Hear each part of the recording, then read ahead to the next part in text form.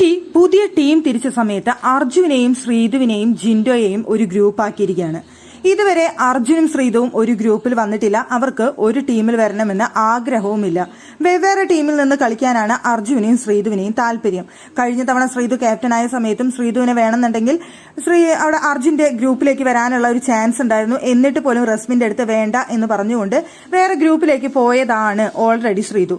പക്ഷെ ഇത്തവണ അർജുനെയും ശ്രീധുവിനെയും ഋഷി കൊണ്ടുവന്ന് ഒരു ഗ്രൂപ്പിലിട്ടപ്പോൾ അത് ശ്രീധുവിന് ഇഷ്ടപ്പെട്ടില്ല. ശ്രീധു വന്നിട്ട് ശരണ്യയുടെ അടുത്ത് സംസാരിക്കുന്നുണ്ട്.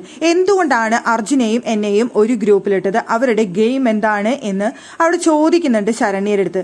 ഞങ്ങൾ ഇന്നലെ, അതായത് അർജുനും ശ്രീധുവും തമ്മിൽ കഴിഞ്ഞ ദിവസം ഇരുന്ന് സംസാരിച്ചപ്പോൾ ഞങ്ങൾ തീരുമാനിച്ചതാണ്, നമ്മൾ രണ്ടുപേരെയും എന്തായാലും ഒരു ഗ്രൂപ്പിലാക്കില്ല, അത് ഷുവർ ആണ് എന്ന് ഞങ്ങൾ വിശ്വസിച്ചതാണ്. ഞങ്ങൾ അങ്ങനെ സംസാരിച്ചതാണ്.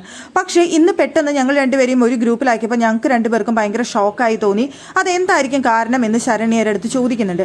അപ്പൊ ശരണ്യ പറയുന്ന ഒരു കാരണം എന്ന് പറയുന്നത് ജാസ്മിനും ഗബ്രിയും തമ്മിലുള്ള ആ ഒരു കോംബോ പോലെ നിങ്ങളുടെ ഒരു കോംബോ ആക്കി തീർക്കാനാണ് ഈ വീട്ടിലുള്ളവർ ശ്രമിച്ചുകൊണ്ടിരിക്കുന്നത് എന്നാണ് ശരണ്യ പറയുന്നത്.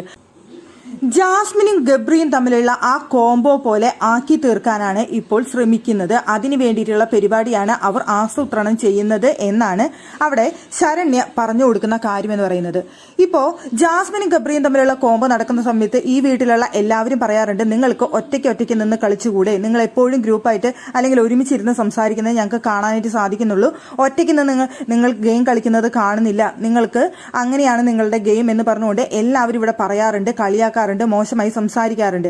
അതുപോലെ നിങ്ങളെ രണ്ടുപേരെയും ചേർത്ത് നിർത്തിക്കൊണ്ട് നിങ്ങൾക്ക് ഒറ്റയ്ക്ക് ഗെയിം ഇല്ല, നിങ്ങൾ ഒരുമിച്ചാണ് നിൽക്കുന്നത് എന്ന് വരുത്തി തീർത്തുകൊണ്ട് നിങ്ങളെ അടിക്കാനുള്ള ശ്രമമാണ് ഇവർ നടത്തുന്നത്. അതിനു വേണ്ടിയിട്ടുള്ള ഒരു സീൻ ക്രിയേറ്റ് ചെയ്യുക എന്നുള്ളതാണ് അവരുടെ ആവശ്യം.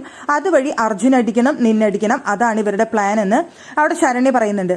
അപ്പോൾ ശ്രീധ അവിടെ ചോദിക്കുന്നത്, അവരുമായിട്ട് ഞങ്ങളെ എന്തിനാണ് താരതമ്യം ചെയ്യുന്നത്, ഞങ്ങൾ തമ്മിൽ എന്താണ് സംസാരിക്കുന്നത് എന്ന്. ഇപ്പൊ ചേച്ചിക്ക് അറിയില്ലായിരിക്കാം, ചേച്ചി ഞങ്ങളുടെ കൂടെ വന്നിരുന്നിട്ടില്ല അധികം, അതുകൊണ്ട് ചേച്ചിക്ക് അറിയില്ലായിരിക്കാം. പക്ഷെ കാണുന്ന പ്രേക്ഷകർക്ക് അറിയാം ഞങ്ങൾ തമ്മിൽ എന്താണ് സംസാരിക്കുന്നത് എന്നുള്ളത്.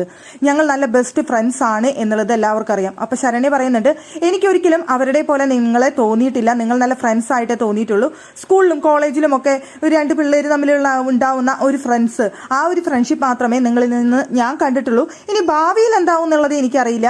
അപ്പൊ ശ്രീധു പറയുന്നുണ്ട്, ഇവിടെ ചേച്ചിക്ക് എന്താണ് തോന്നിയത്, അതാണ് എനിക്ക് അറിയേണ്ടത് എന്ന് പറയുമ്പോൾ അവിടെ ശരണ്യ പറയുന്നുണ്ട്, എനിക്ക് അവരുടെ പോലെ തോന്നിയിട്ടില്ല, നിങ്ങൾ വളരെ മാന്യമായും ഭയങ്കര നല്ല രീതിയിൽ മാത്രമാണ് സംസാരിക്കുന്നതും ഇരിക്കുന്നതും എല്ലാം കണ്ടിട്ടുള്ളത്, എനിക്ക് വേറൊന്നും തോന്നിയിട്ടില്ല എന്ന് ശരണ്യ പറയുന്നുണ്ട്. അപ്പൊ ശ്രീധു പറയുന്നത്, എനിക്ക് അത്രേ വേണ്ടൂ, കാണുന്ന മക്കൾക്ക്, അതായത് പ്രേക്ഷകർക്ക് ഞങ്ങൾ തമ്മിൽ അവരുമായിട്ട് യാതൊരു സാമ്യവുമില്ല എന്ന് തോന്നണം, ഞങ്ങൾ തമ്മിൽ അങ്ങനെ ഒരു റിലേഷൻ ഇല്ല, ഞങ്ങൾ ബെസ്റ്റ് ഫ്രണ്ട്സ് ആണ്, അവരുമായിട്ട് ഒരു താരതമ്യവും ഞങ്ങളുടെ ഇതിന് വേണ്ട എന്നാണ് അവിടെ ശ്രീധു പറയുന്നത്.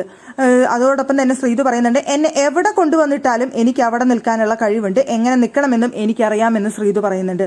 മറ്റുള്ളവരെ ഹേർട്ട് ചെയ്തുകൊണ്ടല്ല ഗെയിം കളിക്കേണ്ടത്, ഞാൻ ആരെയും ഹേർട്ട് ചെയ്യാതെയാണ് ഗെയിം കളിക്കുന്നത്, അവരെന്നെ ഹേർട്ട് ചെയ്തുകൊണ്ട് ഗെയിം കളിക്കാനാണ് വന്നതെങ്കിൽ അതിനനുസരിച്ച് നിൽക്കാൻ എനിക്കറിയാം എന്നാണ് ശ്രീധു പറയുന്നത്.